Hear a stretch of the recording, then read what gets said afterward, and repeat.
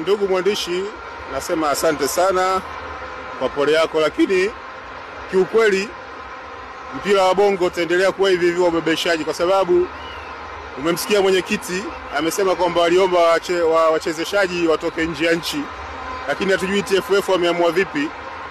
Hamna ambaye hajaona, tumeona offside kabisa ya wazi, kawapa goli ya Rajiga. Kila siku tunalalamikia waamuzi, kila siku wanarudia makosa yale yale. Kuna mpango ulikuwa umetengenezwa wa referee kuwapa goli Yanga afu ajikatae baadaye ajifanya anachezesha fair.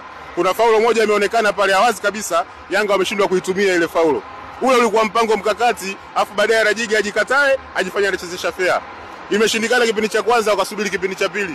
Umeona goli lilipopatikana lile. Baada ya ile goli umeona wamecheza nini Yanga? Hakuna walichocheza. Huu ni ushabiki tu. Unajua mpira sasa hivi ndugu yangu umevamiwa.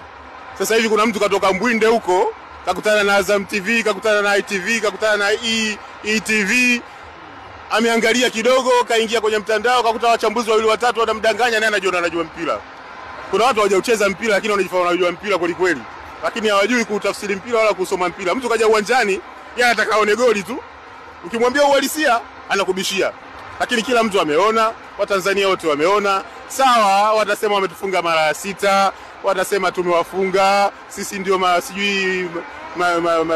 sijui watakavyotuita, lakini ukweli wanaujua. Ushabiki mandazi upo. Kwamba mimi nitakupiga sana, nimekugonga nyundo, najua watazungumza hivyo.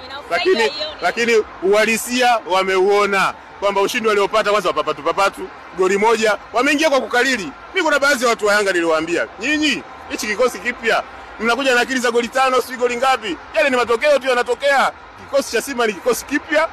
Timu itakuja itacheza kwa morali ya juu. Mnachokitegemea hakitatokea. Mpaka mipango ya refa ndio wamefurahia ushindi. Baada ya hapo butu wanabutua tu, hamna mpango wote. Ungekuwa kuna mpango ungeona pale goli la pili, goli la tatu, ungeona kuna transitions zinafanyika. Hakuna kilichofanyika. Ndugu yangu umeona, sitaki kuongea sana kwa sababu nimeshagafilika hapa, naweza ngaongea neno baya Afrika nikawakwaza wa Tanzania. Lakini mimi ni mtu wa mpira, nasema tutaonana kwenye ligi. Kwa kikosi chao hichi tutaonana kwenye ligi. Walimdharau beki wetu yule Msauzi, Whiteman, beki mstaarabu, wameona shughuli yake. Bado kuna vijana wako nje wengi tu hawajacheza. Tukutane kwenye ligi.